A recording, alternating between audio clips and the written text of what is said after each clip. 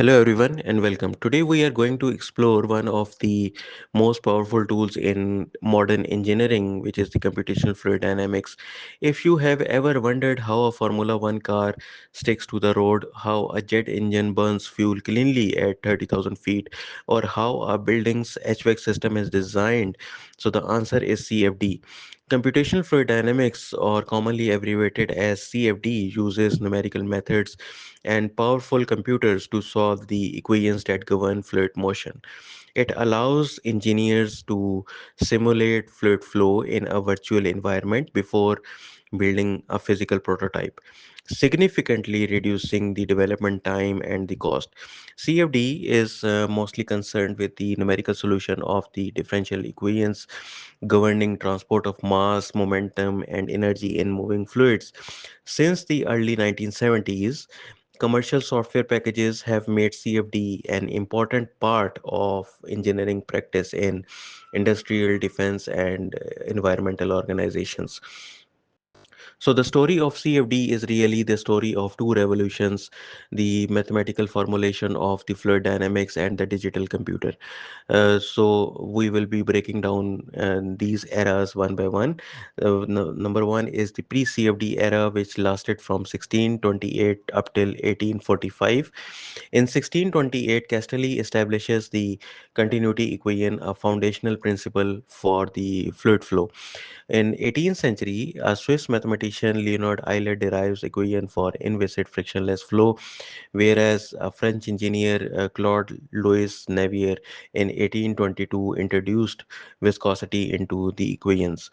While in 1845, British physicist Sir George Gabriel Stokes finalizes the modern Navier-Stokes equations, which describe the motion of the viscous fluids. Now, moving on to the CFD era, which actually lasted since 1960s to present date. The 1960s, we saw the emergence of CFD with the availability of digital computers. The 1970s then brought the first commercial software packages, democratizing the access to simulation. Today, CFD is a multi-billion dollar industry projected to reach about 4.5 billion USD by 2033 year.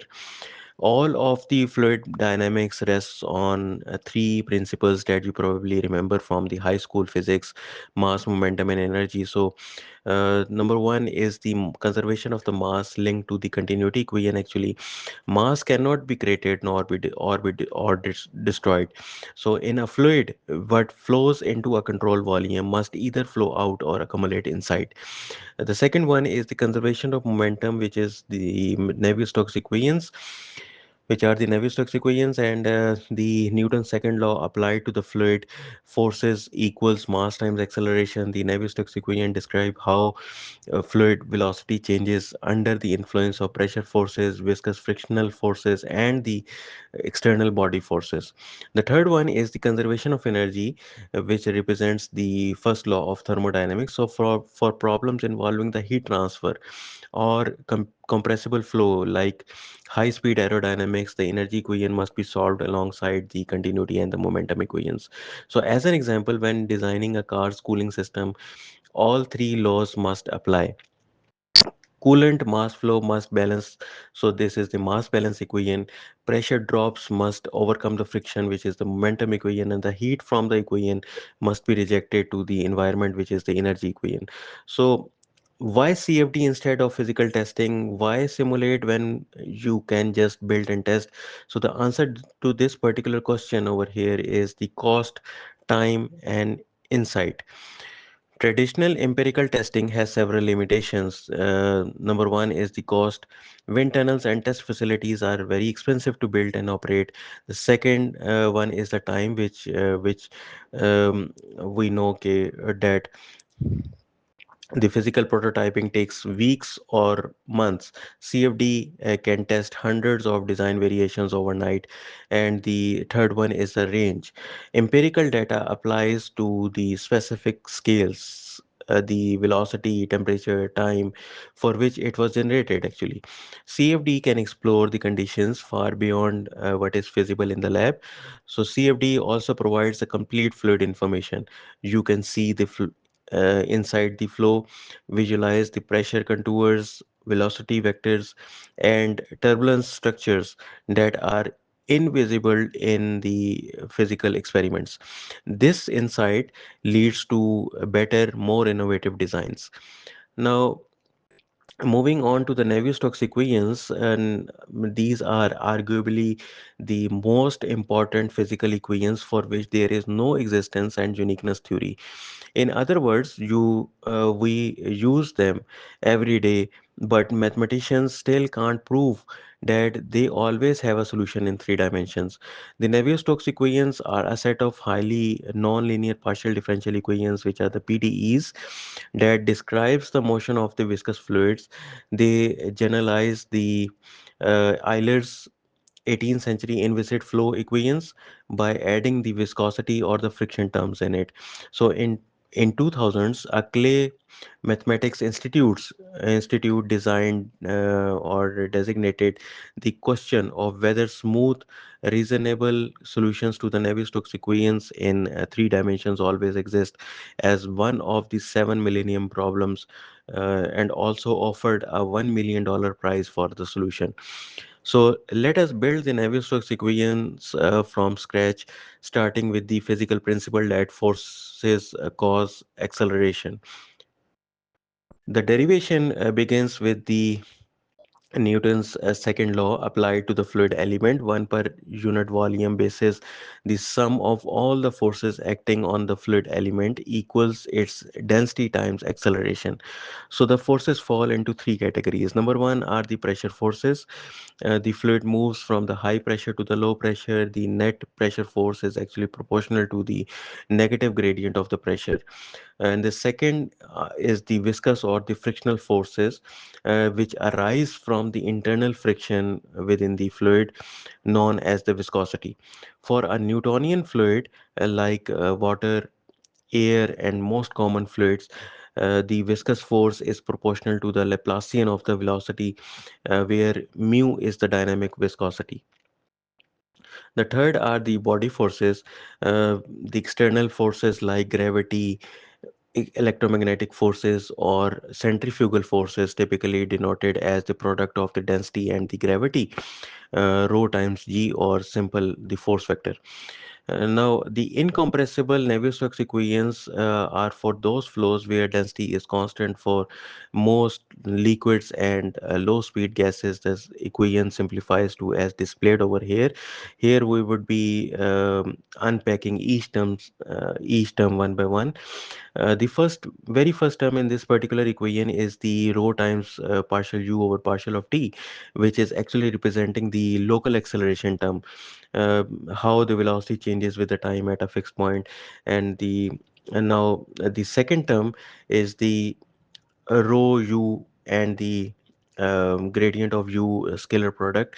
So this is actually representing the convective acceleration term, how the velocity changes as the fluid moves to a different location. It is actually a non-linear term that causes the turbulence. The third term is the minus gradient of P, which is the pressure gradient term. It actually tells us the driving force for the flow. The fourth term is the u times gradient square of the u, which is the viscous diffusion term, the friction that smooths out velocity variations. The fifth term is the body force term, which is for example, the gravity. So, moving on, the continuity equation, the mass conservation for the incompressible flow, this states that the divergence of the velocity is zero. So, um, here I would be saying the this particular symbol as nebula dot u equals to zero, which is actually the gradient times u equals to zero. So this means that the fluid is neither created or nor destroyed, and the flow is solenoidal. Now, understanding each term with the examples, let us make this equation come alive with the concrete examples. So the very first term is the local acceleration term, the partial u over partial of t. Now think of standing on a river bank. The water speed at your feet may change as the river rises or falls. So that's the local acceleration. The second one is the convective acceleration term. Now imagine floating downstream. Your speed changes as you move from a narrow, fast moving part of the river to a wide, slow moving part, even if the flow at any fixed point is steady. This term is the reason the Navier-Stokes equations are non-linear and why turbulence is so difficult to predict. The third term is the pressure gradient term, which can be think of the way that air rushing into the vacuum chamber or water flowing downhill from a reservoir. Fluid always accelerates from higher pressure towards the low pressure. The fourth term here is the viscous diffusion, which can be thought of this way, that honey poured on a counter spreads slowly and evenly. Water spreads very quickly and irregularly on the other hand. So viscosity smooths out velocity differences. For very viscous fluids like magma or motor oil, this term dominates. So the fifth term, which is the balance term, for a steady, highly viscous flow or the creeping flow, the inertial terms, acceleration becomes negligible compared to the viscosity and the pressure. So for high speed, low viscosity flows like air around an airplane wing, inertial forces dominate and viscosity matters only near the solid boundaries like the boundary layer. Now, one dimensional number tells you almost everything about the nature of the flow, which is the Reynolds number. The Reynolds number is the ratio of the inertial forces to the viscous forces, which can be abbreviated as RE equals to um, rho u times L divided by mu, or we can further simplify in terms of the kinematic viscosity nu as u L divided by nu, where u here is the characteristic velocity, L is the characteristic length, and nu is the kinematic viscosity. So for very low Reynolds number flows, where Reynolds number is very less than 1, viscous forces dominate. Flow is smooth, orderly, and predictable, which is often called as the laminar flow. Examples include the honey, oil in a bearing, and blood in capillaries. The second are the high Reynolds number flows, in which we might have observed that the Reynolds number is very much greater than 1. So in such scenarios, the inertial forces dominate. The flow becomes chaotic and unpredictable, called as the turbulent flow. Examples include the airplane wings, where Reynolds number is approximately of the order of 10 raised to the power 7. A river flows, smoke rising from a chimney. So the transition between laminar and turbulent flow typically occurs around Reynolds number 2000 to 4000 for pipe flows, but depends on the geometry and disturbances. The Reynolds number is actually a single most important parameter in fluid mechanics scaling a model test. For example, a wind tunnel model requires matching the Reynolds number of the full scale flow. Now, moving on from the continuous equations to computer solutions, we have to see the discretization problems, why we can't solve exactly. The Navier-Stokes equations are nonlinear partial differential equations, but all but the simplest geometries and flow conditions, they cannot be solved analytically. That's where numerical methods come in. The fundamental idea of the CFD is the discretization process, replacing the continuous fluid domain, infinite points, with a finite set of discrete points, and replacing the differential equations with algebraic equations that can be solved by the computer. So this process involves three major steps: the spatial discretization, the which involves the breaking the domain into small cells or elements, which is often called as a mesh or a grid. The second one is the temporal discretization, breaking time into small steps for the unsteady flows or the transient flows. The third one is the equation discretization, which is actually approximating the derivatives using algebraic expressions. Now, moving on to the three main numerical methods, which is the FDM, FEM, and FVM. So, We would be explaining them one by one. Now, the first very method is the finite difference method, which is often abbreviated as FDM. The core idea of it is to approximate the derivatives directly using the Taylor series expansion on the structured grids.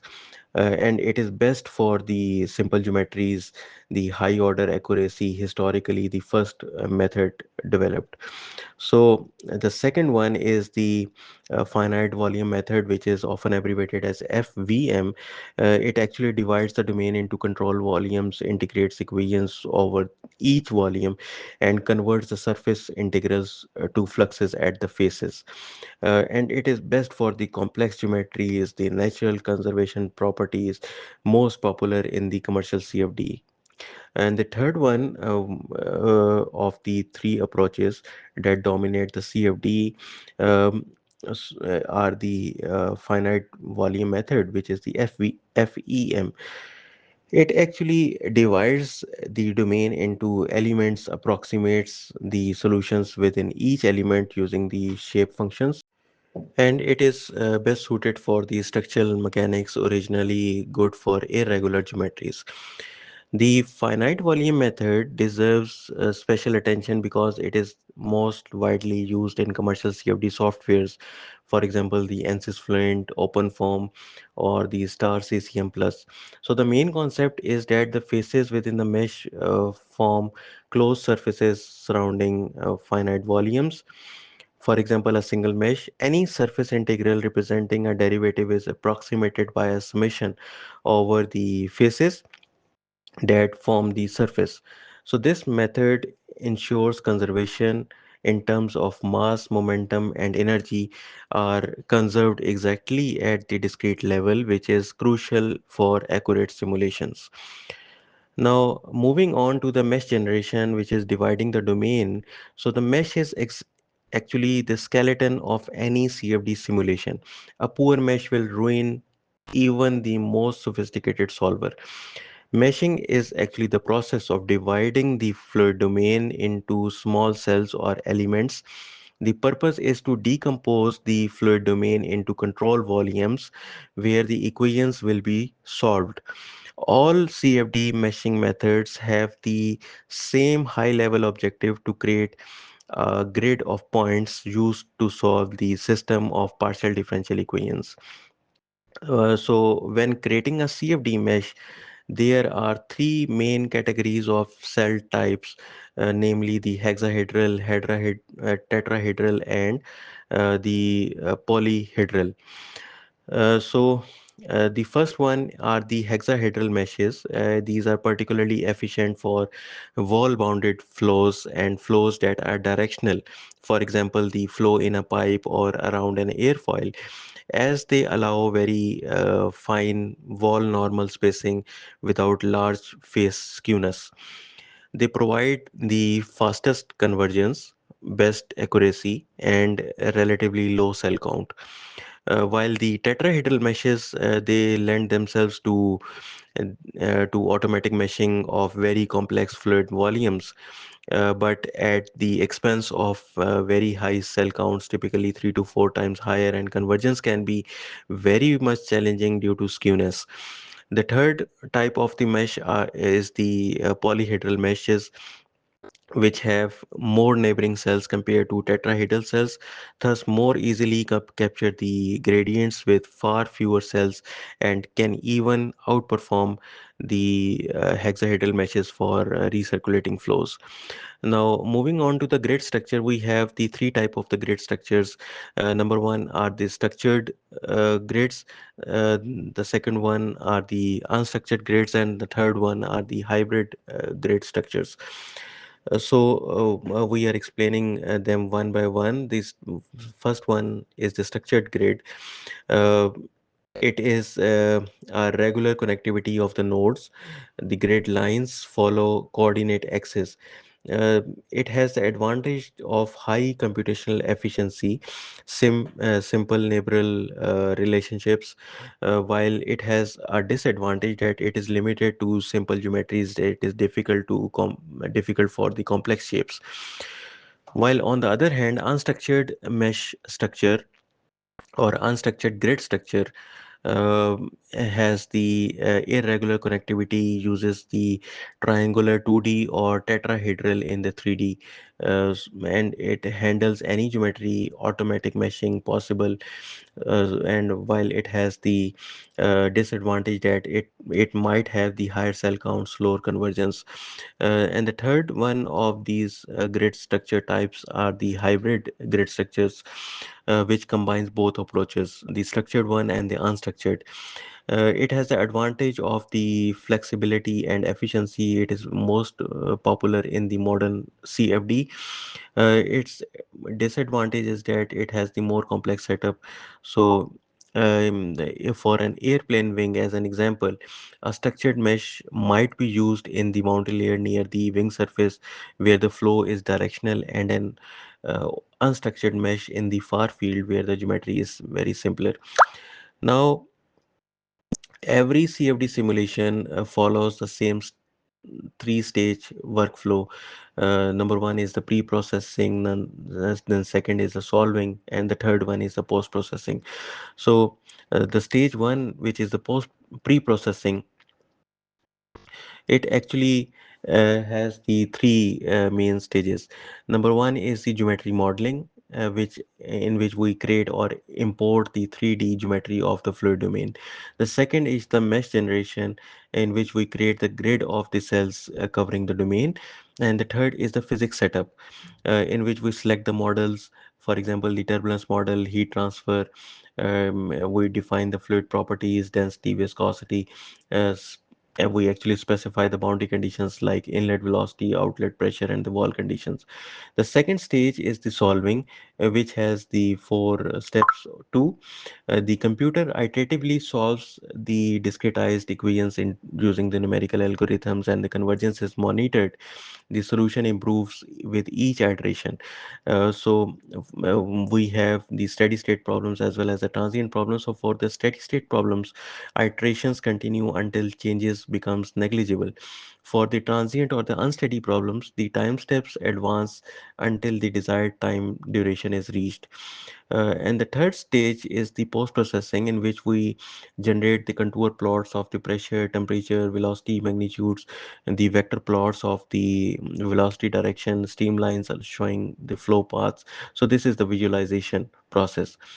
So and then we can compute the forces, the lift and drag forces, the heat transfer rates, flow rates, efficiency metrics, which is actually the quantitative analysis. And then we can also create the movies showing how the flow evolves over time, which is the part of the animation process. Now, we can move on to the convergence and the residuals. How do we know that when to stop? So in CFD, we never get an exact solution. We get an approximate solution that is good enough. How do we know when we have arrived? So the answer to this particular question is the residual, which is actually a measure of the local imbalance of each conservative control volume equation. It is the most important measure of convergence, as it relates directly to whether the equations have been solved accurately or not. The residual actually measures how well the current solution satisfies the discretized equations. A residual of zero would mean that the equations are exactly satisfied. Now, convergence criteria has the RMS residuals in it. Values larger than 1 exponent minus 4 may be sufficient for quantitative understanding.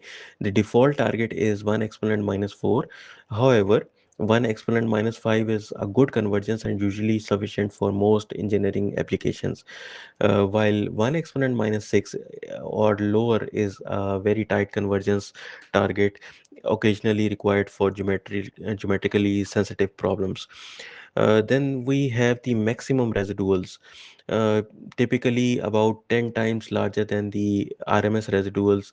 Then we have the monitor points that actually are used to track the key quantities, for example, the lift coefficient on an airfoil until it stabilizes. And the fourth one is the global imbalance, which actually checks the net mass flow in is equal to the net mass flow out. So if As a practical rule, if the residuals have dropped 3 to 4 times or 3 to 4 orders of magnitude and monitor points have flattered, the solution is likely converged. Now, the turbulence modeling and the great challenge of the CFD, the turbulence have been has been called the last great unsolved problem of the classical physics. In CFD, we don't solve turbulence directly; we model it. We have to model it. The turbulent flows are characterized by the eddies with a wide range of length and time scales. The largest eddies are comparable in size to the mean flow. The smallest eddies, the smallest scales, are responsible for the dissipation of the turbulence kinetic energy. So there are three approaches to turbulence. We will be discussing them one by one. The first one is the RANS, the second one is the LES, and the third one is the DNS. So RANS versus LES versus DNS comparison. Uh, DNS is the direct numerical simulation. In theory, directly resolves the whole spectrum of turbulent scales with no modeling. However, for high Reynolds number, the cost becomes prohibitive and the DNS is not feasible for practical engineering problems. It is used primarily for fundamental research at low Reynolds numbers. The second one is the LES approach, which is the large eddy simulation approach. It actually resolves the large eddies directly while modeling the smaller eddies. The rationale is that momentum, mass, and energy are transported mostly by large eddies, which are problem dependent, while small eddies are more universal. LES often requires finer meshes than the RANS approach and must be run for long flow times to obtain stable statistics, making it computational cost orders of magnitudes higher than the steady RANs. Now, moving on to the last approach, which is the RANs, often abbreviated or often seen as the averaged Navier-Stokes equation or approach. So the most common engineering approach in the CFD, due to the high cost of DNS, the engineering approach to CFD lies in the RANS equations. The Reynolds decomposition actually separates the velocity into the mean and fluctuating components, which can be represented by this particular equation as shown, which is u equals to u bar plus u superscript bar. Averaging the Navier-Stokes equations produces the RANS equations, but introduces additional unknowns like the Reynolds stresses leading to the closure problem, more unknowns than the equation itself. Now, common turbulence models that we can use are the zero equation models, for example, the algebraic mixing length, simple but limited accuracy. The other ones are the one equation models, for example, the Splara-Talmaras. It is good for the aerodynamic flows. The third are the two equation models, for example, the K epsilon, K omega SST. These equation models, turbulence models, are actually the workhorses of industrial CFD, balancing the accuracy and the computational cost. The fourth type of the turbulence models are the Reynolds test model, or often abbreviated as RSM. It actually solves the transport equations for each Reynolds test component. More, it is more accurate but more expensive too. Now, choosing a model depends upon the flow type, as we have already discussed that if we have the external aerodynamics, for example, the airfoils or the cars, we must use one of the either Splatter or the K omega SST. While when we have the internal flows like the pipe flows or the duct flows, we may use the K epsilon standard or either the realizable type of the K epsilon model. The third one is the flow with the separation, in which we can use the k omega SST model to actually predict the separation effects. The if when we have the swirling flows, we can use the Reynolds stress model, RSM models, and when we are simulating a fundamental type of the research, so we can either use the LES or DNS approach. So, uh, garbage in, garbage out. How do we ensure our CFD results are actually correct? So, this is a part of the verification and validation process. Verification and validation (V and V) is very much essential for building the confidence in CFD simulations. Verification actually ensures that the CFD model solves the equations correctly, the code and the numerical setups are free of errors, whereas the validation approach shows that the correct equations are being solved. The simulation accurately represents the real world phenomena. Now, the key V and V activities involve the four-step process. Number one is the grid independent study, in which we refine the mesh until the results are no longer changing with further refinement. So this ensures that the discretization error is under control. The second one is the code verification, in which we compare against the analytical solutions for simple test runs. For example, the Poiseuille's flow or the Quit flow. So this is the code verification part. The third activity of the V&V process is the experimental validation. We compare the simulation results with the physical experiments or the wind tunnel data. So this corresponds to the experimental validation. The fourth type is the Richardson extrapolation, in which we estimate the discretization error using solutions on systematically refined meshes. So the V&V philosophy is that a simulation is never valid in an absolute sense. It is valid for a specific application under specific conditions to a specific level of accuracy. So trust must be built through the systematic evidence. Now, real world applications where CFD makes a difference, CFD is not just an academic exercise, it's a core engineering tool across virtually every industry.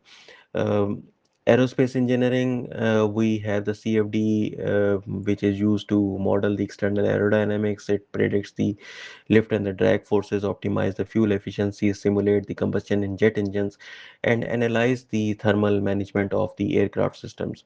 NASA continues to work towards their CFD Vision 2030 for predictive simulations. Um, Now, in automotive industry, CFD is very crucial for vehicle aerodynamics to reduce and improve the fuel economy. It optimizes actually the engine performance by simulating in-cylinder combustions, cooling systems, and exhaust after treatments. CFD also enhances the passenger comfort through climate control simulations. Um, Moving on to the biomedical engineering, we have the CFD there too. CFD enables the non-invasive diagnostics, surgical plannings, and medical device designs. So for example, simulating blood flow through arteries can identify dangerous NRS signs or plague buildups without invasive procedures. So other applications also involves the energy, environmental, and the consumer products. In energy field, we have the wind turbine aerodynamics, gas turbine combustions, or nuclear reactor coolings. Whereas in environmental field, we have the air pollution dispersion, the building ventilation, ocean circulations. As far as the consumer products are concerned, we have the CFD in electronics cooling, mixing in chemical reactors, and the food processing. So, as an example, a Formula One team might run hundreds of CFD simulations overnight to optimize different wing design, adjusting thousands of parameters to gain just 0.01 seconds per lap, a decisive advantage in competition. Now, the best practices and the common pitfalls, we can see that the CFD is a most powerful tool, but it's also easy to get wrong.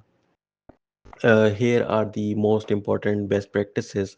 Uh, it also involves the five-step process to actually see the that our CFD results are within the ranges or acceptable range or not. Uh, Number one is we have to start simple. Begin with a coarse mesh and a simple model. We have to verify the basic behavior before adding the complexity in it. The second one is we have to perform the grid independent study. We have to always check that our results are not changing with the mesh refinement. The third is that we have to monitor the convergence carefully.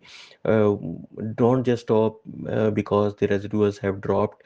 Check the monitor points and the mass balances. Uh, and then we have to validate against the experiments whenever possible. CFD without validation is just an opinion. Um, and the last one is that we have to understand our assumptions too. Every turbulence model, every boundary condition, every discretization scheme involves approximations, so know their limitations too. The common mistakes which we have to avoid is that we have to avoid the insufficient mesh resolutions in the regions of high gradients. For example, the boundary layers, shocks, separation points. Then we have the inappropriate boundary conditions, for example, placing an outlet too close to an object of interest. So, stopping too early before the full convergence is achieved is also a common mistake which we have to avoid. And the last one is the over interpreting the results beyond the accuracy limits of the model. So, um, let us bring it all together. We have just covered a remarkable journey today, um, from the fundamental physics of the fluid motion through the mathematical elegance of the Navier-Stokes equations to the practical realities of numerical methods, meshing, turbulence modeling, and industrial applications. So the key takeaways are that the CFD is a numerical tool that solves the Navier-Stokes equations on a computer. Navier-Stokes equations express conservation of mass and momentum in a fluid. They are nonlinear and for most practical flows cannot be solved analytically. The finite volume method is a workhorse of modern CFD, ensuring conservation properties at the discrete level. The turbulence remains the central challenge. Most engineering simulations rely on RANS models, but LES large eddy simulations and DNS direct numerical simulation offers higher accuracy at higher cost. And last is the verification and the validation, which is very much essential for building the trust in simulation results. So, whether you are designing the next generation of aircraft or developing life-saving medical devices or simply trying to understand how fluids behave, CFD offers a window into an otherwise invisible world. So, the world of moving fluids. So, thank you.